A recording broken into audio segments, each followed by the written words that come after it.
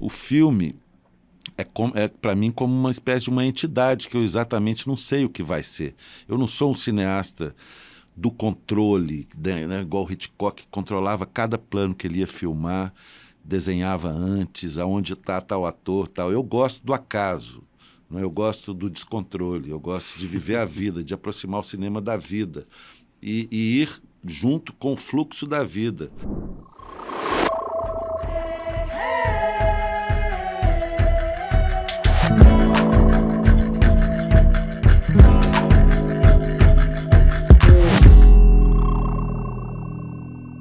O nada é o maior espetáculo da Terra. Com as aspas retiradas do filme Existo, de Carl Guimarães, inspirado no romance-ideia alucinante de Paulo Leminski, a gente começa mais um episódio do Janela Lateral, sua vista para horizontes que inspiram. Eu sou Cláudio Carneiro e hoje a gente vai abrir a janela para deixar a criatividade mineira entrar. Há 3 décadas, Carl Guimarães vem retratando as estradas da vida em plano aberto e conservando memórias em rolos de filme na geladeira. Sua caminhada o fez mestre na arte de humanizar o homem enquanto objeto da cultura, mas principalmente quando caminha em paralelo a ela, como nos filmes Andarilho, A Alma do Osso ou em O Fim do Sem Fim. Subversivo, ele dá protagonismo à banalidade do cotidiano e mostra a beleza na espera que habilita o devaneio num mundo onde já não se sonha. Registra a angústia prévia à chegada do seu filho Otto pela futura mãe Florência, as filas que enfrentamos, as paquerinhas e gambiarras que fazemos e tem um inventário das raivinhas que passamos com coisas bobas. Também captura uma transição de gênero, a poesia que existe em atravessar as águas entre Montevidéu e Buenos Aires e imagina como seria a vida de um homem das multidões em cenas lindas sobre a jornada solitária de um motorista de metrô interpretado por Paulo André. Suas poesias, fotos, instalações e filmes retratam de perto subjetividades universais. Com uma habilidade única em se aproximar para então retratar o íntimo de quem é filmado com um zoom que invade a pele, ele captura o vai e vem de gente imersa em suas verdades e fantasias. A mágica do encontro de amigos, o passar do tempo que não passava na pandemia, ressuscita um Descartes lisérgico e joga ele no Brasilzão de hoje, dramatiza o que acontece acidentalmente em Rastro e Movimento, toda a adrenalina de um rodeio ao som de música clássica em slow motion. O multiartista, à minha frente, cria crônicas visuais em camadas, bagunçando nossa percepção do que é real, tira do limbo da nossa atenção o que prende a própria. A Cal lhe interessam as coisas, cidades e ofícios deixados para trás, como os encantadores de galo, os ascensoristas, as parteiras e tudo mais que é levado pela enxurrada do agora, carregado de imagens em alta velocidade que cegam e entorpecem toda uma sociedade. A única coisa que fica quando tudo muda é a amizade, tema que virou filme com 30 anos de fragmentos colecionados por ele para eternizar quem o acompanha por toda uma vida. Um elemento chave na sua obra e que aparece como coadjuvante é a água, jorrada, espirrada, chuviscada, molecular, em bolha ou refletida. Por vezes ela invade, noutras apazigua e em forma de mar, relembra a gente da nossa pequenez. Talvez seja por isso que apareçam muitos insetos e mini-criaturas também, com participação especial de uma aranha e sua geometria milimétrica. Por que dessas formas tão misteriosas? Só perguntando para ele para descobrir. Em 2025, ele lança a exposição Um Grão de Domingo, no Centro Cultural Unimed BH, na Galeria do Minas Tênis Clube, que é um passeio por uma obra vasta e sensível com fotos, instalações e expressões como retroatos, plano de voo, paisagens reais, gambiarras, rolezinho e outras tantas fábulas colecionadas ao longo de uma vida atenta. Carl Guimarães, que honra ter você aqui finalmente, em pleno feriado, então duplamente agradecido. Bem-vindo. Obrigado, prazer, Cláudio, estar aqui com vocês. Meu xará, eu também sou Cláudio. Ah, é? Acho que você não sabe. Não, que surpresa boa. Mas é isso, prazerão estar aqui, achei bonito o que você escreveu, muito Obrigado, bacana. o texto é seu e eu que te agradeço por ter podido mergulhar no seu mundo aí, nessas últimas semanas. Eu queria só dizer que é muito legal porque eu consegui ter acesso à sua obra na Embaúba Play, né, que é uma plataforma gratuita de filme brasileiro que me permitiu entrar, né? Sim, os filmes estão lá agora, os longas, né, só. E já tem um tempo já, e a Embaúba é ótimo, né, porque ela é uma plataforma que tenta investigar, pesquisar e dar acesso a um tipo de cinema que é muito pouco acessível às pessoas hoje, fica muito pouco tempo em cartaz, tem muito pouca janela de cinema, né? Como sempre, né? Para o cinema brasileiro um pouco mais doidão, digamos assim. Você me colocou bem doidão, eu quero ter umas dúvidas aqui, umas satisfações que você tem que me dar. Bora lá. Adorei que nós somos xará, é tão raro encontrar um Cláudio, né? É raro mesmo. O imperador romano, né? Claudicar, né? Claudicar. Eu arrumei um problema no joelho e tô achando que meu nome... eu comecei Cláudio, aí eu não gostava muito de Cláudio, né? Eu não sei porque meu pai inventou esse nome, eu achava muito pomposo, assim, meio rocambolesco, né? Cláudio. E eu acho Cal mais simpático, mas desde pequeno me chamavam de Cal. Eu aproveitei e gostei de... E comecei a assinar Cal. E as pessoas sempre me chamavam de Cal. Às vezes eu esqueço que eu sou Cláudio. Aí eu machuquei o joelho, agora estou mancando, né? Ou seja, o nome não larga a gente, nossa, né? A gente larga o nome, mas o nome não larga. Karma, né? Vamos embora. Vamos lá. Eu queria começar um pouco assim, ouvir suas histórias. Eu gosto de investigar aqui um programa sobre processo criativo, investigar o que entusiasta os entusiasmados com as coisas, né? E as pequenas coisas de entusiasmo. Mas é muito curioso, porque sempre que eu sento aqui na frente de um criativo, tem muita avó, infância envolvida, né? E na exposição tem uma frase da Louise Gluck, né? Que ela fala que a gente vê a vida uma vez na infância, o resto é memória, né? E aí você estava contando sobre a importância do seu avô, que era um cineasta amador, que né, se acompanhava essa transformação dessas formas nas fotos. Queria que você contasse um pouco como é que era essa infância e essa sorte que você deu, né? Não, realmente foi uma sorte. Eu sou de Minas, né? Do interior de Minas vieram meus avós. Já minha mãe nasceu aqui e meu pai no interior, né? Mas esse avô materno, Cisalpino Gontijo, que até aparece no livro do Pedro Nava, que ele era médico, né? Como o Pedro Nava, deve ter sido, acho que foi colega dele. Ele era um fotógrafo apaixonado, assim, fotógrafo e comprava e gostava de comprar equipamento. Então tem muito material que eu me lembro da infância de projeção de filminho 16mm, que ele ficava filmando pequenos acontecimentos. Era em Bom Despacho, que era a cidade que ele gostava. Ele não é natural de Bom Despacho, mas viveu lá e atuava ali muito. Então filmava o carnaval de Bom Despacho, tinha uma coisa antropológica, tinha uma coisa científica também, de filmar e fotografar. Ele era pediatra, então ficava fotografando problemas, patologias infantis, que era tipo um arquivo proibido, que ele não deixava a gente ver. Mas eu tive essa sorte, porque na primeira, claro que era uma outra época, né?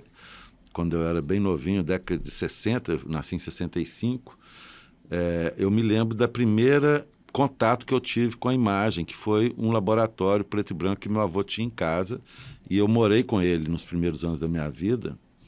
E eu me lembro dessa gruta vermelha, parecia algo entre o prostíbulo e o inferno, né? Um lugar misterioso. E esse acontecimento do advento da imagem, né? Da imagem banhada, submersa, aquele papel submerso naqueles químicos, e o aparecimento da imagem, né? Isso foi uma coisa sacralizadora, digamos, para mim, e eu acho que estabeleceu um pouco minha relação, que até hoje eu tenho com a imagem, né? De quase um ritual, assim, apesar da banalização que hoje em dia a gente vive, né? Eu tento preservar-se um pouco a forma de me relacionar com as imagens, tanto fotográficas quanto ir no cinema, ir na sala de cinema, como você ir num templo, né? Religioso, sim, como eu fazia quando tinha 18 anos e tal. E eu acho isso tão bonito, porque isso assim, é muito a origem que está, eu acho, no meu desejo, né? de criar usando da imagem e depois outras mídias, né? Aí é história, né?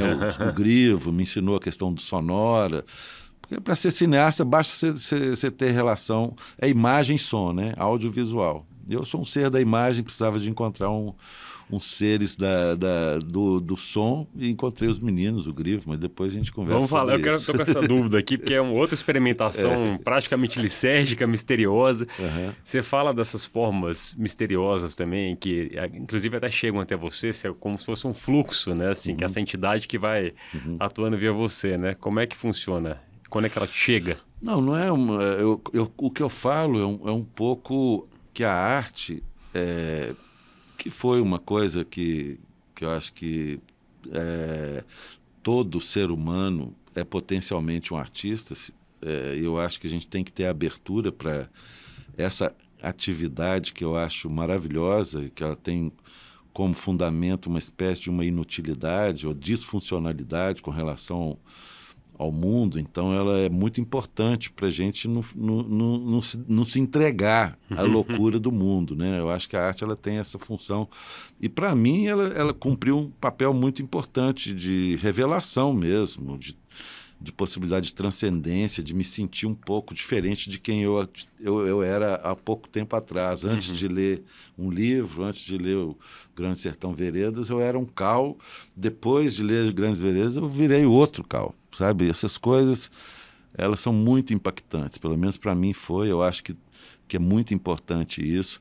Então, o que eu chamo desse mistério, dessas formas misteriosas, é justamente isso, porque quando eu faço um filme, eu acho que o que você deve ter, eu falando em algum outro lugar sobre isso, é como se o filme para mim como uma espécie de uma entidade que eu exatamente não sei o que vai ser.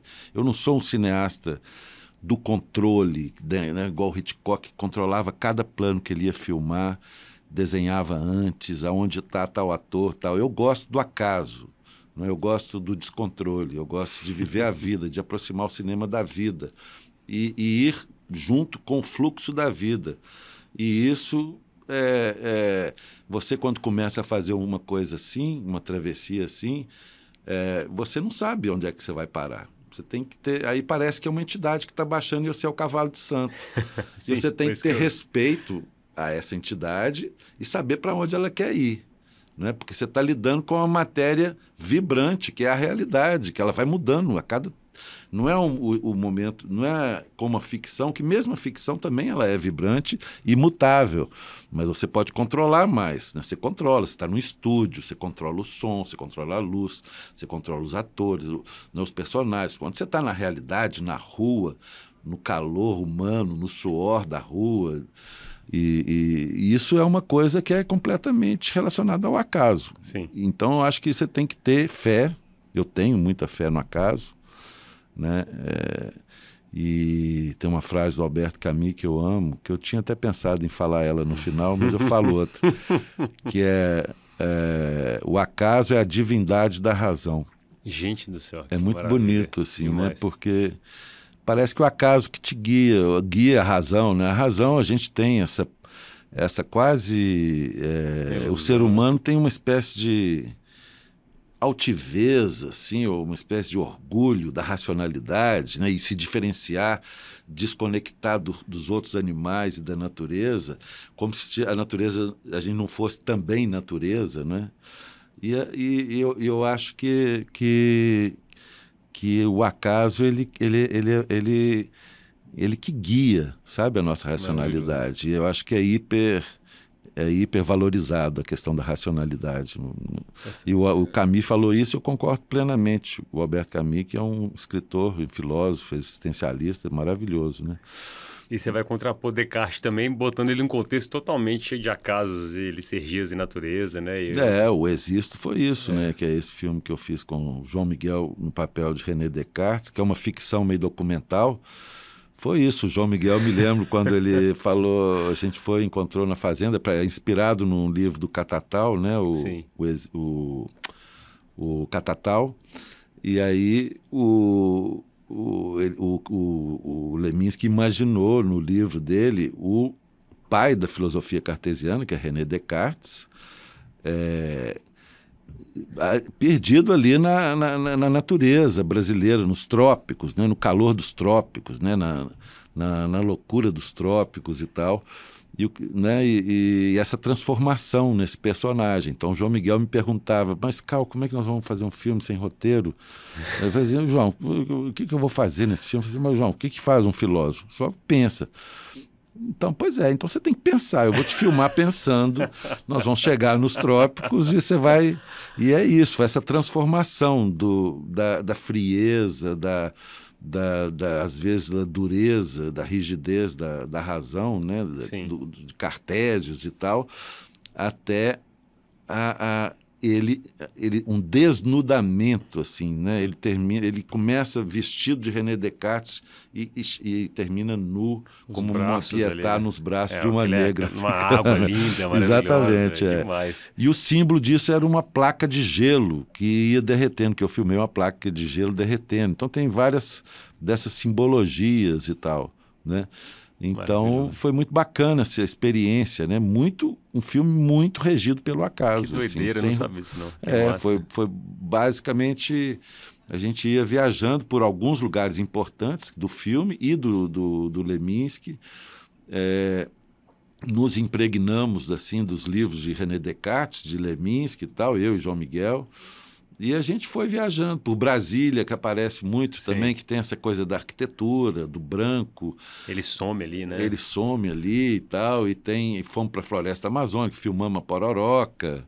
Recife também, é maravilhoso. Recife, porque é uma coisa de Maurício de Nassau, né? Porque o Leminski imaginou se o Maurício de Nassau tivesse trazido o Descartes com ele, como ele trazia vários intelectuais da época para o Brasil, né? Esses grandes desenhistas dos trópicos e tal, daquela época.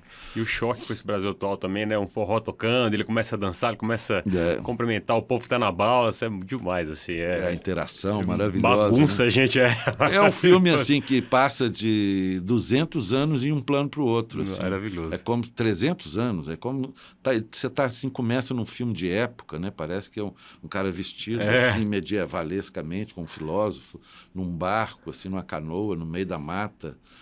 E, de repente, você está dentro de um avião, assim, voando, sobrevoando uma floresta e tal. E você chega em Recife e você entra em Recife numa feira em 2010. É maravilhoso, gente. O povo interagindo com ele. E depois o barco tem um radinho tocando Maria Bethânia ali, né? É demais. Tem até uma frase que eu separei aqui, do próprio Leminski, que ele fala, né? O meu livro Catatal é o fracasso da lógica cartesiana branca no calor, emblema do fracasso do projeto Batavo branco no trópico. Exatamente. Então, um resumão aqui, né? É o que termina o filme com essa frase. O finalzinho ele entrega isso. E, Cal, assim, tem muito... eu queria entender, você já falou que o roteiro é o acaso, inclusive você trata muito disso numa entrevista falando sobre, acho que acidente, né? Que vocês vão visitando as cidades com os poemas. Mas, assim, eu fiquei muito impressionado como é que cheiro de ego é esse que você tem, que malemolência é que as pessoas deixam você chegar perto, né?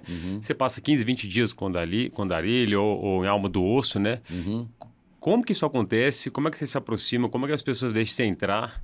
Afeto, curiosidade, cumplicidade, confiança. Demais. Né? Não existe fórmula. Eu acho que uma primeira coisa é uma curiosidade que eu sempre tive e tenho muito pelo outro. A minha vida e a minha obra, eu acho que ela é forjada toda na minha curiosidade da alteridade, né? Do que é diferente de mim.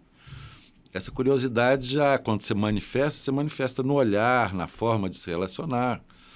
E aí o outro sente que você tem uma curiosidade sincera. Eu acho que essa abertura vem um pouco daí, sabe? E também confiança, porque assim, exige-se uma certa ética também. Quando você faz um documentário, quando você vai filmar uma pessoa, existe uma ética. Eu jamais vou filmar alguém para ficar falando mal dessa pessoa, a não ser que realmente seja um filme investigativo sobre um bandido, um político, sei lá o quê. Mas, assim, normalmente eu filmo o que realmente me deslumbra, me fascina, o que é diferente de mim. Então, o fato de eu querer fazer um filme sobre um eremita, eu estava pensando muito na época na questão da solidão. Não porque eu seja que eu fosse solitário nessa época, pelo contrário, eu fiz até um filme sobre a amizade, tenho muitos amigos, ainda, graças a Deus, mas assim, é porque eu acho que a solidão ela é muito importante para o ser humano, aprender a estar só consigo mesmo, sabe?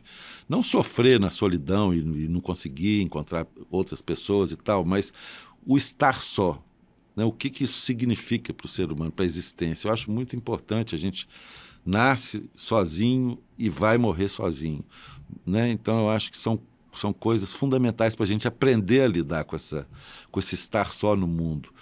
E aí eu fiz a trilogia da solidão, e o primeiro deles foi sobre um eremita, que foi um processo, de novo, incrível, assim. Eu li muito sobre eremitas medievais da igreja, naquela época tinha muito, né? As peregrinações também, peregrinações, né? Ou então gente, santos e padres que iam ficar querendo falar com Deus, ia para o deserto, não sei o quê.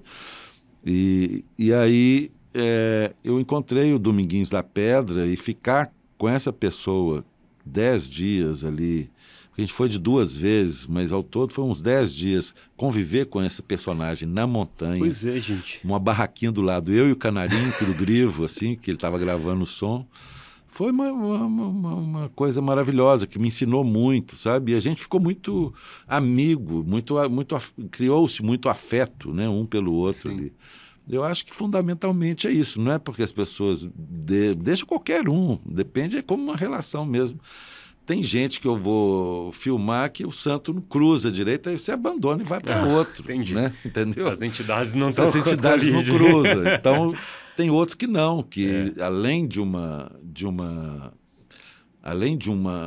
exuberância, né? Porque eu acho que o grande segredo, às vezes, de um filme, uma das grandes forças, ou sei lá, talvez metade da força de um filme, de personagem, é a qualidade desse personagem, a exuberância desse personagem, sim, a expressividade desse personagem.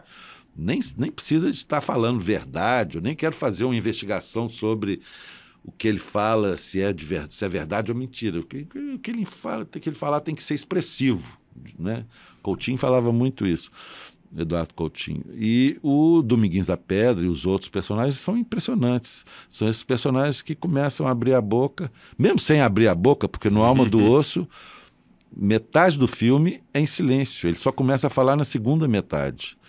Né? Então, ao contrário do Eduardo Coutinho, que gostava de fazer um tipo de cinema da palavra, meu cinema é muito mais a partir do não dito. Você toma seu tempo para introduzir os personagens. Né? Eu gosto de um cinema de atmosfera, sabe?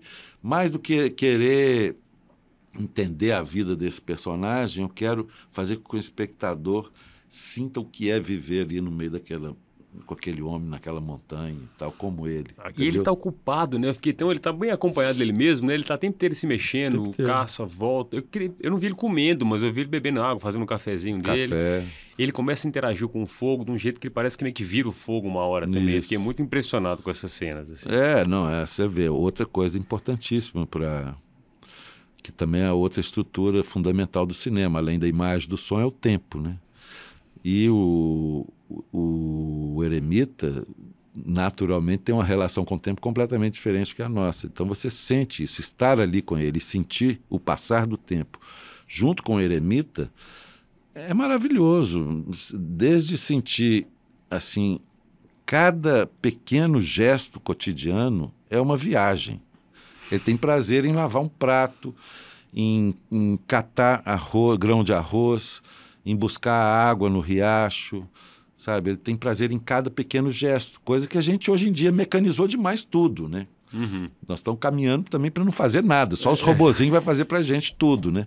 Sim. Mas ele faz a roupa dele, ele faz as coisas, ele vai pegar a água, ele faz o café, né? Tem todo um exercício da sobrevivência ali, e noções de economia, de higiene, etc. e tal, de sobrevivência, que é maravilhoso. Sim. Você aprende muito estando ali com essa pessoa. E principalmente uma questão de como relacionar com o tempo. Desde do extremo prazer de estar tomando um café, que ele bebe assim, com uma expressão de satisfação enorme, até o tédio de tempo que não passa, né? Aquela bocejando e tal, aquele tédio do tempo, que é natural, nós somos humanos todos, né? Eremita ou não, todos sentimos isso. Às vezes um tédio, às vezes muito... O que ele não tem é a angústia da rapidez que a gente, urbanoides contemporâneos, temos, né? Da velocidade... muito desenfreada hoje em dia. Então, esse talvez seja o gesto político mais importante no meu trabalho de arte, principalmente de cinema, que é uma arte do tempo, no tempo.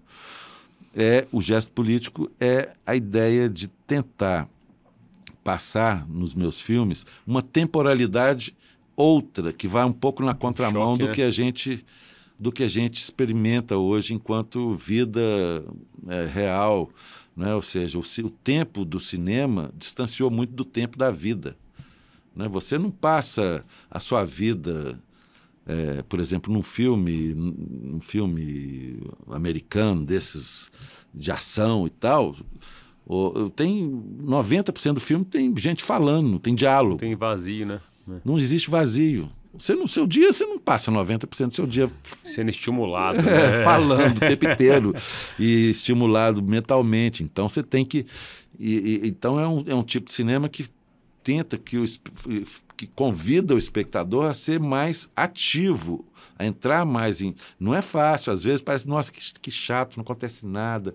Mas sempre acontece uma coisa, uma folhinha que está caindo é um acontecimento estético importante no filme. Sim. Da mesma forma que o som de do vento é um acontecimento estético importante. A gente está muito entorpecido mesmo, por um monte de estímulo e acaba ficando meio blasé com as coisas, né? Não produz sentido, né? Exato. Tava vendo o Joel Birman falando desse eterno presente que a gente vira, né? Então a gente não sofre porque a dor é constante, então você não elabora aquilo, porque daqui a pouco chega outro estímulo, assim, né? Uhum. Mas os filmes, eles são desafiadores, né? Eles te param, te obrigam a parar, entender, ler, tirar a ansiedade e acompanhar, assim, né? Porque eu também não consigo entrar. Eu fui formado num tempo onde eu apreendia o mundo pelo cinema. O cinema foi a arte e o meio de comunicação que me revelou o mundo. Não só o mundo, mas formas de olhar o mundo. Você pega uma forma do Pasolini, outra do Tarkovsky, outra do Glauber, a outra do... Ou seja, você tem Antonioni, você tem todas as formas de ver o mundo, que era fascinante para um jovem de 18 anos naquela época. Eu falei, nossa, eu quero fazer isso. Que coisa. Eu entrava, você vai dentro de uma igreja, né? Uma sala de cinema era quase uma igreja, né? Você ia ver um filme, você convidava os amigos.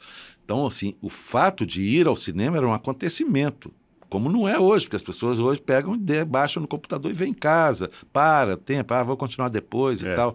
Ali era uma imersão que eu acho que me fez ficar um pouco perdido assim, nesse mundo, nessa velocidade de imagens hoje, e que eu acho que é um pouco daninha. Eu tenho 2 filhos pequenos, eu acho que é muito perigoso essa virtualização, sabe, da realidade. A falta do toque, né? Justamente, isso principalmente, os sentidos, né? De sustentar o olhar, tomar uma negativa, né? Os adolescentes hoje usando o chat GPT para terapia, né? Assistente pessoal, é uma loucura. Tá rolando isso, é de matar, assim. O terapeuta é o chat GPT? Eles consultam, pedem dica, como é que eu mando essa mensagem, que horas que eu mando isso, como é que eu falo com o fulano. Estão ali interagindo igual o Her, né? Do Joaquin Phoenix, eles vão... Porque é chato lidar com o ser humano, é difícil, né? É outra psique, né? Outra complexidade, né? É uma doideira. É chato, mas é bom. É bom, a gente fica buscando, né? É gostoso. Não, eu acho tão... O ser humano, eu acho, assim, de uma riqueza. As inteligências artificiais é que não tem riqueza nenhuma, porque não tem o errado, não tem o diferente, porque a gente aprende com o erro, é quando você tenta e erra, ou quando... Né? Ou no acaso, ou sei lá o quê. E não é uma coisa igual, né? Que tudo vai se igualar, assim, vai fazer um compilado de todo o conhecimento do mundo e vai criar aquilo. Ou seja, não tem graça nenhuma. É muito mais interessante você ver um ser humano e outro. E as coisas que eu mais gosto de fazer na vida é me perder numa Praça da Sé, em São Paulo, ir para a Praça 7 aqui, ficar vendo aquele mundo de gente, sabe? Eu fiz o filme O Homem das Multidões, que é isso, demais. O Paulo André ali cenas. Precisando da multidão, né? Assim, o cara necessita respirar a multidão. Né? Dá uma agonia, porque ele não fala, né? As coisas não acontecendo, ele não fala, meu filho reage, né? Exatamente. É um filme que já trata um pouco disso, do mundo virtual e do mundo real. Sim. A personagem dele é esse mundo real, ele precisa de sentir. Ele limpa a casa, ele precisa respirar a multidão. A Silvinha, que é a personagem feminina, trabalha no metrô, todo o mundo dela é virtual. É muito engraçado. Já naquela época, 2010, que a gente filmou aquele filme em 2011, casamento pela internet, não sei o quê, parará. Né? E é uma história já naquela época pensando sobre isso. Meu próximo filme que eu vou fazer com o Marcelo ano que vem também é um pouco sobre isso. Que legal. Ela tá cheia de traquitana ali, que ela interage, vai no cabeleireiro, vê a imagem dela, as telas também. Exatamente. Né? Agora, como que é essa relação com a água? Porque eu fiquei muito assim, eu não tô ficando doido, tem muita água de várias formas ali, eu acho que, obviamente, é intencional, né? Mas o que tem de água, de inseto, dessas criaturas que vão aparecendo nas suas obras? Isso é uma coisa muito subjetiva, assim, eu acho que não saberia como te explicar o porquê. O que eu sei é que a água, ela é um elemento, né? Eu gosto muito da natureza, né? Eu acho que o cinema, além de tempo e imagem, som, é movimento, né? E eu acho que o vento, a água, por exemplo, o vento é o maior escultor do mundo, é o que esculpe o planeta. É o vento, né? Você imaginar o planeta Terra e o vento, que ele vai esculpindo o planeta. Isso vai gerando movimento. Né? A água é a mesma coisa. A água, ela é um fluxo, assim, é um fluxo maravilhoso, assim, de... né? Heráclito já falou muito bonito da água, né? Que nunca você atravessa o mesmo rio duas vezes. Né? Sempre é diferente. E a gente também está diferente. Diferente. E ela plasticamente é muito bonita, em todas as suas manifestações diferenciadas, né? Na chuva, na gotinha, né? No copo d'água, por exemplo, o copo vazio do Gilberto Gil, que termina o filme do Homem das Multidões, por exemplo. Sim. Então tem muita água em todos. Eu sou um obcecado com a água, assim, chuvas, tempestades, tem vento e água. Muito mar, né? Eu gosto do fogo também. Eu filmo muito esse tipo de coisa, assim, esses acontecimentos e coisas que às vezes a gente não para. Contemplar, é estado de contemplação, sabe? Ficar na janela da sua casa, depois daquele calorão, cai aquela tempestade, você vê aquelas árvores, assim, um balé de árvores de um lado e de outro, assim, é como se estivesse vendo um balé, não é? Sim. Isso é o vento que causa, né? E aquelas luzes, aqueles raios que iluminam e apagam. Ou seja, para um cineasta isso é um prato cheio, né? É um prato cheio. Você só precisa grapar. Que é esse estado contemplativo também que a gente perde hoje cada vez mais, porque a gente hoje vai para uma fila, eu fiz até um filme sobre a espera que trata maravilhoso, isso. Que você você está sempre olhando para o seu celular, você não vê quem está na fila do seu lado, assim, não conversa com essa pessoa. Não dá lugar para ansiedade, angústia também. Né? Conhecer a vida, nós somos seres com 5 sentidos muito poderosos, né? O olfato, a visão, a audição, o tato, o paladar, são 5 sentidos poderosos para a apreensão da realidade física. Né? E se a gente fica metade do tempo só relacionando com a realidade através de uma tela, você só está usando dois sentidos e mesmo assim sentidos deformados, porque você não está vendo a realidade do jeito que ela é, né? Então você está atrofiando os seus sentidos. Né? Nós vamos sendo cada vez mais atrofiados e você vai restringindo o campo de informação no sentido da riqueza que é eu e você aqui, por exemplo, um de frente para o outro com uma mesa no meio. Você pode estar nervoso e seu pé está balançando a mesa, mas você não vai ver isso, você não vai sentir isso na tela. Mas você sente isso quando você está na mesa do bar, não é? Barra no outro você sente, juntos, o cheiro que exala do outro, né? Você sente detalhes assim que como é que chama isso? Uma tela, chat GPT, uma um chat inteligência GPT, artificial. ou mesmo você conversando com outras pessoas, ou se relacionando com alguém pelo celular ou pelo computador, Sim. é mais restrito, né? Não sei. E foram sentidos que foram feitos para caminharem juntos, para se estimularem, se complementarem, né? É fundamental, é o básico do ser humano, né? A coisa mais básica é a nossa relação com o planeta, com a realidade, com o outro ser humano, né? De afeto, de erótica, de vários níveis, né? De contemplação, né? De olfativa, sei lá, e não é só com o outro ser humano, né? É tudo, né? O paladar, o cheiro. Você chegar em Istambul, por exemplo, que é uma cidade dos cheiros, aqueles... Não tem como você pegar aquele Google Earth, não sei o quê, e ficar passeando naqueles coisas. Você não vai sentir, não é a mesma coisa. É pessoal e intransferível a experiência. Totalmente, né? A experiência. E aí, falando dessa escravidão, às vezes, que a visão propõe, né? Pelo excesso de estímulo, como é que fala? Esse imperativo dela, e aí você vai lá e faz o contrário, né? Eu fiquei obcecado com histórias do... Histórias do não ver. É bom demais. E aí você tampa a visão e é sequestrado, isso quer dizer, literalmente sequestrado, né? Cara, que coisa louca que você arrumou. Eu era bem mais louco do que eu sou hoje. Foi no fim dos anos 90, justamente. Demais aqui. Já trabalhava há uns 15, 20 anos com fotografia, vídeo, ainda não com cinema, não tinha feito nenhum longa ainda, nenhum filme.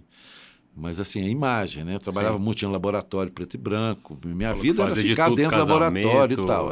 Exatamente. Uma escola maravilhosa, assim, para ganhar a vida, eu fotografava de tudo, desde de cavalo, manga larga, machador, até arame farpal da Belga Mineira, até desfile de moda, parto, casamento. Banda de rock. Por que você falou que você fazia, gente? Que o noivo não podia ver a noiva, vocês vedavam o noivo. Vedava o noivo, fazia umas loucuras. Era uma delícia. E esse projeto veio um pouco disso, assim, uma vontade, quase um sentimento de que a visão ela é muito onipotente, assim, ela é muito poderosa em relação aos outros sentidos. Porque eu percebia nos cegos, que eu conhecia alguns cegos, e o poder de sentir o cheiro, de perceber a realidade através do vácuo do ar que ultrapassa um corpo, ele consegue delimitar uma forma, por exemplo. A sensibilidade, né, a potência do tato, assim, de um cego, assim, como eles são... Ele consegue imaginar o rosto de uma pessoa através de passar os dedos, a ponta dos dedos no rosto. É tão bonito isso, né? Demais. E aí eu tive essa ideia de fazer um livro, um projeto chamado Histórias do Não Ver, que eu convidava pessoas para me sequestrar e elas me sequestravam, faziam o que quisesse comigo, eu ficava ali com os olhos vendados, com uma câmera fotográfica analógica, na época, preto e branco, e fotografava o que os outros sentidos me estimulavam nesses sequestros, que eram variados. Uns me levavam para uma barbearia, outros me levavam para jantar com alguém, outros me levavam para um parque andar de montanha-russa, de roda gigante. Cortava o cabelo sem ver? Também. Tem o caso icônico de Madrid que eu fiquei assim horrorizado. E até que culminou no sequestro de Madrid. Porque... E aí, só para explicar melhor, quando eu voltava desses sequestros, eu escrevia um texto, depois de fotografar, né, sem ver nada, fotografias cegas, eu escrevi um texto sobre as minhas impressões de cada sequestro. E aí eu mandava revelar os filmes, que na época não era essa coisa de celular que sai na hora, não. Então, o que vinha primeiro era o texto, meio literário, assim, sobre as impressões dos sequestros, né? E as fotos cegas que eu fiz. Então, o livro são 10 sequestros, me parece, com imagem e texto de cada sequestro, em cidades diferentes. Na época eu morava em Londres, Então eu viajava muito, tem sequestro em Barcelona, tem aqui em São Paulo, Rio, Cara de BH. título de Agatha Christie, né? Um sequestro em Barcelona. Exatamente, tem mesmo. Nossa, minha mãe era obcecada com a Agatha Christie. E o de Madrid, que foi o último, um amigo meu conhecia esse... Pablo Ramon? Como é que ele Ramon. Ramon. Ramon, ele sabia que eu estava fazendo esse projeto, eu fui visitá-lo com a Rivane, na época, era minha companheira, e a gente ficou hospedado na casa dele, e ele combinou com a Rivane e com outros amigos, era um domingo, saíram cedo, assim, deixaram eu dormindo, e eu sou acordado com a campainha, pé, pé, pé, ninguém em casa. Quando eu abro, um casal com uma arma, assim, e tal, e me sequestrando, e aí tem que ler o livro para ver, porque foi realmente um sequestro de verdade. Muito maluco também, muito pelado maluco, e gravado. Tive que tirar a roupa e parará. Foi muito interessante. Gente, e o demais. texto é muito legal desse sequestro, Sim. né? E leu, eu acho mais lindo. interessante. E aí depois desse eu falei, já deu, Chega. acho que já... Foram 10 sequestros? Eu acho que Ao longo uns de 9 ou quanto 10. tempo, assim? Um ano, mais ou menos. E onde que eu acho esse livro hoje? Ele foi editado pela Cobogó. Ah, tá. Hoje em dia, estante virtual, Acha, né? com certeza acha. Agora eu não sei como é que está. Isso já tem um tempo já que foi editado. Eu imagino que livraria não se encontra mais. Eu tentei achar, eu penei. Não, aqui em BH é incrível, né? Tem, por exemplo, um livro que a Consuelo Lins escreveu sobre o meu trabalho, muito bonito. Nenhuma livraria de Belo Horizonte tem esse livro, não tem tanto tempo assim. No Rio você acha, São Paulo você acha, aqui você não acha. Depende muito da editora, né? E das... Distribuição, essa coisa é muito chata, assim. Agora, Cal, você tem essa relação fortíssima com a palavra, quando que ela entra? Né? Porque para mim parece que está sempre presente, mas você queria entender que horas que ela chega na sua vida. A palavra eu acho que é uma coisa muito... uma paixão assim, muito antiga, porque eu acho que como quase todos nós, né, em algum momento da vida, já tentamos escrever alguma coisa de poesia. Eu, quando jovem, acho que todo jovem já tenta um pouco, né? Mas eu achei, assim, eu gosto muito de literatura e tal, mas o meu negócio mesmo é imagem, né? Eu acho que a palavra, hoje em dia, por exemplo, eu leio muito mais do que vejo filme. Leio livros, eu adoro literatura. Então, eu sou um apaixonado pela palavra, né? Por exemplo, filmar o Catatal, que é um livro do Leminski, que é médico, difícil, né? Super difícil, mas é o que eles chamam tem a logopeia, a fanopeia e a melopeia, né? Que o Erzapão falava melopeia. O Erzapão dividia as categorias da poesia, né? As caracterizações, né? Uma poesia mais melopeica, mais fanopeica. Melopeica, obviamente, sonora, né? A melodia, né? das palavras. A fanopeia é o que sugere de imagem. O texto sugere imagens maravilhosas. E a logopeia é o sentido. Né? Então, essa é uma coisa do Erzapão muito bacana. E, por exemplo, do Leminski é fascinante, a potência melódica do Catatal. Né? Eu gosto muito de trabalhar isso também nos meus trabalhos audiovisuais, nos meus filmes, inclusive usando O Acidente, você citou, por exemplo, que é um filme que eu fiz partindo de eu e Pablo Lobato, né? A gente fez construímos um poema com 20 nomes de cidades mineiras, né? Depois de espalhar numa mesa assim 100 nomes de interessantes cidades mineiras, a gente começou a construir poemas, escolhemos o melhor e fomos filmar essas cidades. Então a estrutura do filme é um poema feito com nomes de cidades de Minas. Que aí também entra muito o acaso, né, que você falou. Por isso o filme chama Acidente, o que acontecia acidentalmente. Você fala que a metodologia era o acidente, né, de descobrir coisas que aconteciam acidentalmente, ali, né, assim. Você chega em Eleodora, passa um dia ali, sai de manhã e tal, e vê o que acontece, o que está acontecendo. Ou é um rodeio, ou acaba a luz da cidade. Em cada cidade acontecia alguma coisa, como em todos os lugares acontecem sempre. Pode ser uma coisa mais trivial ou o nada. Por exemplo, tem uma cidade lá, Entre Folhas, que a gente ficou numa vendinha de um sujeito lá e não entrou um comprador, nem para comprar uma água o dia inteiro. Você passou o dia lá? Passei o dia e filmei isso e foi maravilhoso, assim, porque é muito potente, que ninguém entrou ali. Então é aquele tédio absoluto naquela cidade. Nada acontece. Gente. Mas é bonito filmar o nada acontecer, né? A cena do rodeio me pegou demais, assim. É na hora que bonita você... aquela do Putz, rodeio, grilo, eu né? fiquei assim, que é isso que eu tô sentindo com aquela ópera? Aqueles... Aí antes tem um remix, uma balada, você me botou tudo ali, né? Eu falei, puta muito merda. louco. Essas O camadas, mundo do né, que você vai rodeio é colocando. muito louco, né? Do interior. Então é Me isso. marcou Aí a demais. palavra é ela é importante assim na minha vida.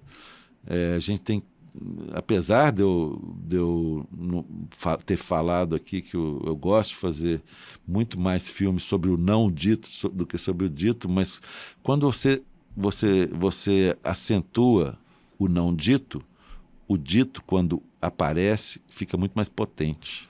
Você se coloca nos filmes do começo, você faz uma introdução também bonita, Também, né? mas Você estou falando fica- no sentido de que um filme que fica 15 minutos sem sim, falar nada, entendi. quando alguém vai falar alguma coisa, essa fala ela acontece muito mais do que você ficar escutando o tempo inteiro, Uma você fica cansado de verborragia, escutar né? essa verborragia.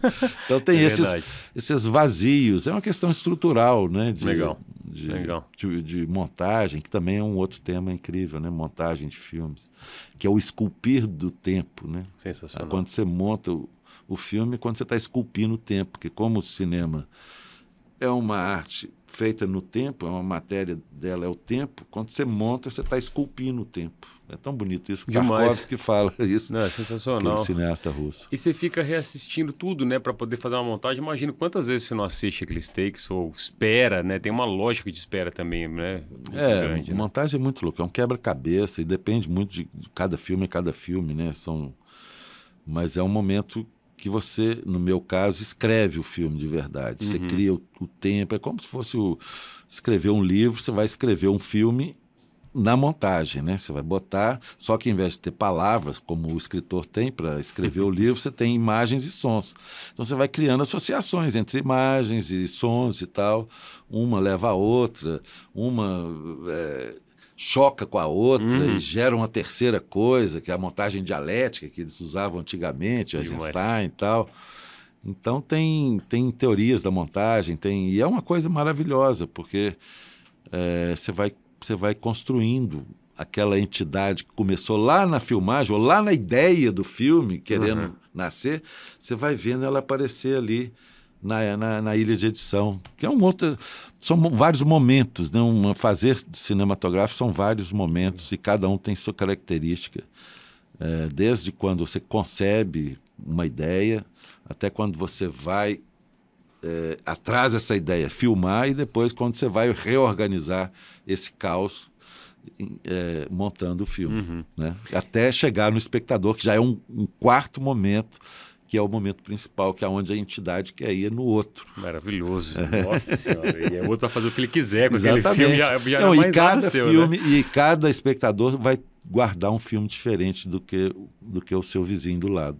Isso aqui é a magia da arte, porque uma equação de matemática sempre vai ser igual para cada aluno numa sala de aula. 2 mais 2 é igual a 4. E uma obra de arte, um filme, vai ser sempre um outro filme numa sala de cinema. Você falou, a gente tem a ilusão de que existe uma coisa só, mas nunca existiu uma coisa só, né? É só o nosso ver, né? A gente o nosso ver, a gente pesca a coisa e a gente traduz. Sente, né? A graça é essa maleabilidade que a arte tem, né? Ô, Cal, deixa eu dar seu gole aí que eu tô te botando pra falar, né? Fala aí que eu tô falando muito. Mas acho que com Bom Mineiro você faz muito com pouco, né? As equipes são reduzidas. Você até fala que acho que em Otto tinha um grande time ali, que não sei se jogou muito a favor, mas nos créditos... Otto não, no Homem das Multidões. Homem das Multidões, perdão. Otto era Otto eu era você e a Florê. Vocês dois ali dirigindo é verdade, é verdade. Eu Nem viajei era para aqui. ser um filme. Não era? Não, eu estava apaixonado com ela e filmando uma mulher grávida, que era como um sol, e a gente... Nossa, ela estava muito linda. A gente fica girando, igual, né, o homem fica girando em volta do sol, assim. E numa cidade linda, Istambul, viajando e tal. Então, depois começou a ficar... Eu vi as imagens, estavam muito interessantes, eu comecei a pensar em fazer uma coisa para o Otto, para que ele, quando ele crescesse, visse um filminho que eu fiz para ele, onde é que os pais dele estavam, onde é que ele passeou na barriga da mãe dele. Maravilhoso. E aí depois... Mas como ficou muito interessante, e eu fui editando com a Flor e tal, porque é um filme que você começa a filmar já tendo um fim possível, que é o nascimento da criança. Sim. Então, eu estava muito bonito, a gente fez essa viagem para Istambul, foi muito impactante e tal. Falei, vou filmar, e fiz, e a montagem ficou boa, acabou virando um filme, acabou virando uma coisa mais pública, né? E acho que eu queria trazer um pouco para quem não assistiu, assim, é muito doido, porque você vai, é uma menina linda, que daqui a pouco ela está encontrando com um grupo de comunistas num boteco, aí você descobre que eu acho que ela é turca, muçulmana, foi a minha impressão, aí ela tá atirando, ela é complexa, né, assim, tá lendo um monte de coisa, então você fala, gente, você vai adicionando essas camadas num personagem, sendo que ela não fala nada no filme, praticamente, né, lindo demais, achei uma que bom. Maravilha, obrigado por isso. Que bom. Assim, não há muita coisa, vamos lá, Grivo, preciso saber, que encontro que é esse? Vamos entrar nas amizades daqui a pouquinho, mas acho que Grivo é uma delas, né, o Beto Magalhães também, a própria Rivane, né? Enfim. Mas acho que o Grivo tá ali como o Beto te lendo e te acompanhando, né? Totalmente. São essas parcerias da vida, né? Zé Bento também, né? Zé Bento. O Grivo é um grupo, né? Para quem não sabe, um grupo composto pelo Canarinho, Nelson, um grupo de música contemporânea, assim, são filhos de John Cage, né? Eu gosto deles. Tem essa... E são pessoas muito sensíveis e tal, e realmente eles, desde o meu primeiro trabalho até o último, eles fizeram praticamente todas as minhas trilhas sonoras, a não ser os meus filmes que não tem trilha. Eles fizeram todas as minhas trilhas sonoras, né? Então a gente é muito parceiro e a gente já sabe muito o que eu quero e tal. É muito gostoso trabalhar com eles, justamente não porque eles fazem o que eu quero, mas é porque eles fazem o que eu não quero. Olha. Entendeu? Ou porque eles me aplicam ou me introduzem outras coisas. Na verdade, eles me ensinaram a escutar. Que demais. Entendeu? Então, e escutar o silêncio, por exemplo, escutar os sons das cidades e tal. Foi um aprendizado, todos esses mais de 50 filmes que eu fiz, sei lá, foram 12 longas metragens ou 13, sei lá, e mais uns 40 curtas. Quase uns 50 filmes que a gente fez juntos. É muita convivência. É muita convivência. E cada coisa, no início eu achava um pouco estranho, custava gostar, entender e tal, mas depois você ia entrando dentro desse universo que é riquíssimo, o universo do Grivo. Então, como o cinema é um audiovisual, você precisa, e eu sou um ser da imagem, eu precisava bons sócios ali, né? Dos sócios, né? A minha outra metade para fazer um filme. Geralmente é isso. Tem filmes que eu faço, eu e um deles. Vou, viajo, filmo. Fiz agora um em Paquetá, um ano passado, acho, na ilha de Paquetá. Eu e Canarinho, ficamos lá 5 dias, fizemos um filme. Viaja, papo, delícia, assunto, delícia. Né? Delícia demais. E Beto Magalhães também, o que ele te ensina? Beto é o Beto, tá bom. O Beto é o produtor, né, dos meus filmes, além da Aline também. A Aline produziu 2 filmes, mas a maioria deles, o Beto, que produziu. E eu brinco com ele que ele é um produtor mãe, né? Ele é como minha mãe. Porque é importante, porque eu não tenho muita... eu não tenho muita noção pragmática de fazer um filme. É uma coisa muito complicada, sabe? Você deve imaginar, né? Para produzir, viajar, coisas e tal, dinheiro, coisas de prestação de contas, não sei o quê. Então, mas com lei de incentivo, às vezes, que não rola, também, né? E o Beto, além de fazer essa parte, do jeito dele, mas faz... Adorei esse jeito dele. E, além disso, ele é ótimo fotógrafo. Legal. E adora câmeras e tal. Então, às vezes, ia eu e ele só de filmar. Não precisava de uma equipe grande, assim, a gente mesmo ia filmar e tal, com o Canarinho ou o Nelsinho do som e tal. No início, o Gibi... ia muito com a gente também. Estou falando fazer filmes, né? Aí tem os outros amigos que são parceiros também, Zé Bento, que é um artista plástico, escultor maravilhoso, né? Rivane Neuschwander, acabei de lançar um filme com ela ontem. Você estava comentando comigo fora aqui do microfone, chama Pará, o filme? Não, o filme é feito no Pará. Feito no Pará. Chama Mestre Zenóbio e o Cordão da Bicharada. Sobre o que é? É uma manifestação belíssima, popular, no Rio Tocantins, ali na região do Rio Tocantins, que é o Cordão da Bicharada, que é uma coisa que está desde 1975. Saem de barco as crianças e jovens e tal, vestidos de bicho, pelas cidades ribeirinhas dançando carnaval. Que doideira, e fazendo apresentações nas cidadezinhas ribeirinhas. Aí filmamos lá durante o carnaval esse ano. Ah, é? Que muito bonito. E, de novo, uma amizade, um amor transmutado e vivenciado de várias formas, né? Sim, você fala totalmente. dessa época de Londres, vocês dois, você estava de esposo bolsista, né? Cônjuge bolsista. Cônjuge bolsista. A Ria é uma pessoa importantíssima na minha vida, assim, enquanto artista que eu admiro muito e tal. E foi uma parceira... Né? Uma companheira, vivi uma década com ela, a gente aprendeu, na época jovem e tal, né? Momentos da vida, e a Ria, eu tenho muita admiração da forma que ela olha para as coisas, né? Eu falo isso no filme da Amizade um pouco. Sim. Essas formas misteriosas que ela me mostrou, né? Então a gente fez muitos filmes juntos, né? Bolha de Sabão, de formiga, usando coisas estranhas assim, e foi muito interessante essa parceria, é muito interessante, né? E agora, depois de 15 anos, a gente fez um filme novo junto. Sensacional, maravilhoso. Recentemente. Ô, Carl, vamos falar aqui de Grão de Domingo. Achei a coisa mais linda aquele texto. Os textos curatoriais estão maravilhosos, deixa a gente meio doido, né? Porque é muita coisa, eles são densos, assim, né? Mas essa coisa do cada grãozinho de domingo no dia da semana, eu achei a coisa mais linda que eu vi nos últimos tempos, né? E aí me conta um pouco, assim, sobre o que te fez selecionar aquelas obras que estão ali, né? Gambiarra, inclusive, até queria te perguntar, tem gambiarra em todos os filmes, ele tem uma gambiarra embutida ali, né? Que é uma obra linda, né? Eu vi sou péssimo gambiarrista, mas gosto do assunto. Você registra gambiarra, paquerinha, namorinho, são os inventários de raivas, é bom demais. Raivinhas enfiando a coisa na agulha. Olha, você viu tudo. Eu vi tudo. O que eu dei conta. De parabéns. É raro isso acontecer de eu vir fazer uma entrevista com gente que se prepara. É muito bom isso. Eu fiquei obcecado com o seu universo, assim, de verdade. Eu já, né, meu marido que produz aqui, nós, né, você está falando de parcerias, amizades e amores que se fazem juntos, a gente foi atrás de tudo.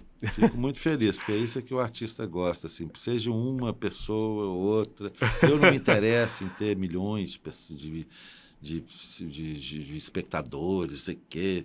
Sabe, eu gosto assim, uma vez eu estava mostrando o Alma do Osso no Pompidou, lá em Paris. Aí chegou uma velhinha, um festival lá que tinha.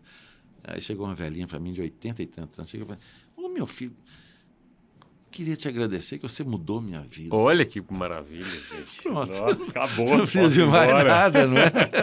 Inclusive, você fala no Otto que a única pessoa que estava em Montevidéu no cinema era a Florença assistindo seu filme. Qual que era? Tinha a única que eu não conhecia, porque tinha um grupo lá de amigos, mas aí ela acabou indo com a gente. O acaso te presenteando aí de novo, né? Mas aquela exposição é gracinha demais, assim. A exposição ela é uma ideia da Luísa Duarte, primeiramente, né? São dois curadores, né? A Luísa e o Lucas. Mas a Luísa, ela tinha esse projeto comigo há bastante tempo, porque ela leu em Walter Benjamin um texto dele sobre Nápoles, a cidade de Nápoles, onde ele dizia que a cidade de Nápoles tinha um grão de domingo em cada dia da semana, sabe? E a Luísa achou que tinha tudo a ver com o meu trabalho, que minhas obras têm um grão de domingo, assim, sabe? Que é como se fosse mesmo esse... É um estar no mundo meio domingueiro, sabe? Assim, de se permitir um pouco conexões com um nada a fazer, sabe? Um estado de contemplação para as coisas, para as pequenas coisas. Esses estados que geralmente no domingo que você fica assim um pouco. O domingo é complexo, né? Ele assim, é complexo. Né? Porque tem muita coisa ali dentro do domingo, né? Uma melancolia daquele ponto de sol que você quer morrer, mas tem essa coisa familiar, o resgate. Eu nunca né? gostei muito de domingo, não. Mas eu entendo o que ela quer dizer e o que o Walter Benjamin quis dizer também com o grão de domingo. Sim. O dia da semana que eu mais gosto e o momento da semana que eu mais gosto é sábado de manhã. Para tomar uma cervejinha no sábado de manhã é melhor. É porque tá tudo. Eu gosto da cidade possível, aberta. né? Eu gosto da cidade viva, sabe? Aberta, as lojas. Hoje, por exemplo, eu estava feriado, eu achei horrível andar. É bem deprimente andar na cidade fechada. Antes eu gostava, quando eu era meio dark, punk, na década de 80, eu adorava. Mas agora eu acho melancólico. Eu gosto do sábado de manhã, que as pessoas estão felizes, porque prestes a ter um fim de semana, geralmente está todo mundo mais feliz. Uma expectativa ali, expectativa, né? Para ser quebrada, né? Mas... E aí tudo está aberto ainda, pululando. E aí é gostoso tomar uma cervejinha, chopp, 11 horas da manhã. Delícia. Sábado é uma maravilha. O famoso horário de 2 dígitos tá valendo, né? E domingo é um dia que eu tinha até um amigo que me dizia assim, o Jimmy Leroy, né? Ele falava assim, domingo entre 4 e 7 da tarde é o momento que você envelhece. Mas gira um ponteiro ali, né? Nossa, sabe, porque na época, hoje em dia não tem mais isso, porque o radinho de pilha sumiu e tal, mas eu lembro dos porteiros escutando jogo de futebol nas ruas, as igrejas, assim, né? O povo saindo daquela igreja, aquela luz, pouca luz e tal, fim de tarde. É muito vontade de suicidar, né? Dá vontade. Ainda mais se você estiver em Itabira, uma cidade dessa, assim, exatamente. meio introspectiva, é foda, né? Tem essas profissões, só porque eu lembrei que são demais também, que você registra, né? No fim de sem fim. Não sei se é cineiro o nome, tocador de sino. Tem um profeta também que é maravilhoso. Como é que chama aquele leitor de peça japonesa muda? Que termo que é esse, gente?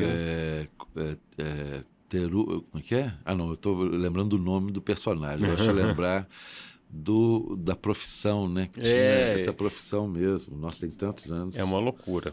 Parece que um filme mudo em termos em formato de peça, que ele vai narrando aquele ali em japonês, né? Como é que você achou esse cara? A gente descobriu isso em São Paulo. Que doideira. Seu Teru, que ele chamava, no bairro Liberdade. E alguém tinha comentado com a gente, sabia que a gente estava fazendo esse filme. Tinha essa profissão aqui, que não tem mais, que era de passar a exibir filme mudo, e o cara interpretava. Todas as vozes, né? Ou interpretava, já não lembro direito se ele interpretava todas as vozes, acho que sim. E todos os papéis, sabe? Era um cara, assim, impressionante. E na época, esse cara, o interessante é que ele continuava fazendo isso, só que em karaokê.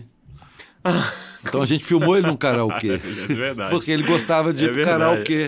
Então ele gostava de ficar interpretando ainda. Entendeu? Acabou a profissão dele, porque ninguém não precisava mais de fazer isso. Claro. Né? E aí ele continuava fazendo isso em karaokê. Mas o Fim Sem Fim foi um primeiro longa-metragem que eu fiz. Foi um filme muito importante. Foi onde eu me reconectei com as minhas origens, com o Brasil, porque eu tinha morado em Londres um tempo, fora do Brasil. E quando eu voltei para fazer esse filme, a gente viajou 10 estados por 2 meses, no Nordeste e no Sudeste. Então foi uma viagem ao Brasil profundo, buscando essas profissões em extinção, que eram, na verdade, loucuras em extinção. Né? Cada personagem maravilhoso.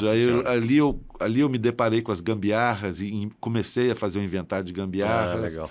Né? Então foi um momento muito bonito, que eu acho que todo mundo devia passar por isso, que é justamente a alteridade, é sair da sua vila, como dizia Mayakovsky, que a sua vila é o mundo inteiro, mas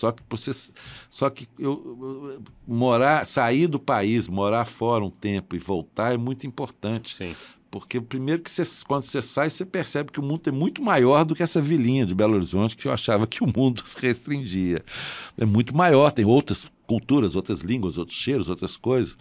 Mas depois, quando eu volto para o Brasil, eu descobri um outro Brasil. com outro olhar. Isso é muito Heráclito bonito. de novo aí, né? De Te novo, chamando, exatamente, a mesma coisa. É o rio que passou. E você está atravessando literalmente esse rio toda hora, né? Porque agora você está em trânsito constante de Montevidéu e Belo Horizonte, Sim, né? também. Essa relação super forte, sem querer, querendo, né? Já é um momento diferente da vida, né? Isso acontece muito quando você é mais jovem, você quer engolir o mundo, né? Demais. Hoje em dia, eu acho que eu fico mais querendo engolir minha cama. Cansado de estar cansado, né? Não, a gente fica mais quieto, preguiça. Hoje o mundo também é avião, aeroporto, é muito, né? Como é que é uma frase que você falou que é muito bonita também, que eu acho que tem essa coisa da memória que você vai acumulando, aqui, ó. Ao passar dos anos, as memórias vão ganhando espaço e as sinapses vão ficando mais lentas. Exatamente, totalmente. Nossa, a minha tá um buraco enorme. Um vácuo na minha memória. Você assim. tá cheio de HD externo aí pra te lembrar também, muita coisa, graças a Deus. E a preguiça de pegar esses HDs. Às vezes é melhor ficar contemplando um gusano caindo da árvore. Tá certíssimo, certíssimo. Cal, eu tô aqui assim, imerso nesse universo, eu tô adorando estar aqui.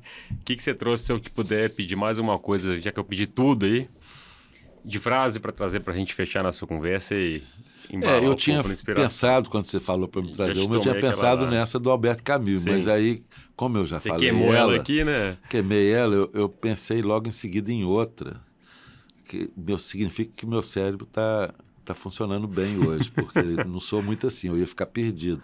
Mas tem uma frase que eu pensei, justamente, porque como é um programa de gente daqui, de Minas Gerais e tal, né? Criativos Aí aqui. eu pensei justamente numa definição do mineiro que eu acho a melhor coisa e tem muito a ver comigo, eu acho.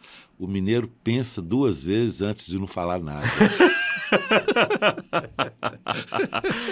Nossa, diz pouco, mas diz tudo, não né? É bom demais isso. Tem muito a ver com o meu cinema, eu acho. Tem muito a ver com, legal.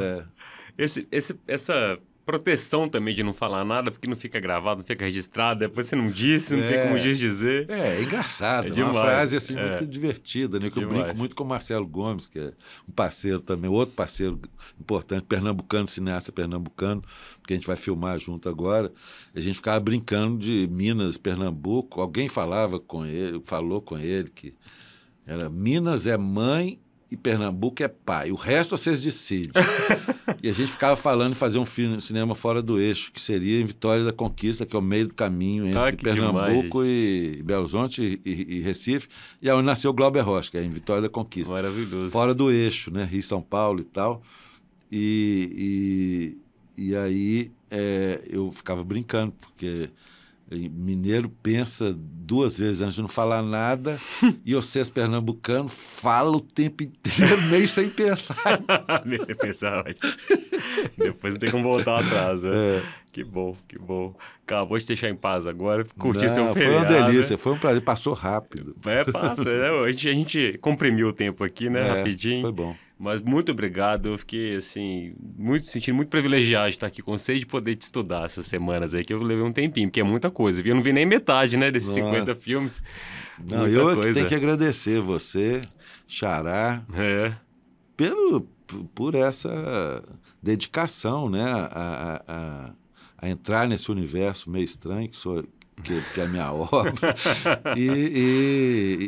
Né, isso é que gera esse sentimento que passou rápido e que dá vontade demais. Que né? coisa boa. Vamos fazer a parte 2 daqui a pouco. Como diria minha mãe, eu não fiz mais do que a minha obrigação. Então... Beleza. Obrigadão, valeu, um abraço. Esse foi mais um episódio do Janela Lateral, sua vista para horizontes criativos de Minas. Segue a gente nas redes sociais, @suajanelalateral e favorite o podcast na sua plataforma de áudio.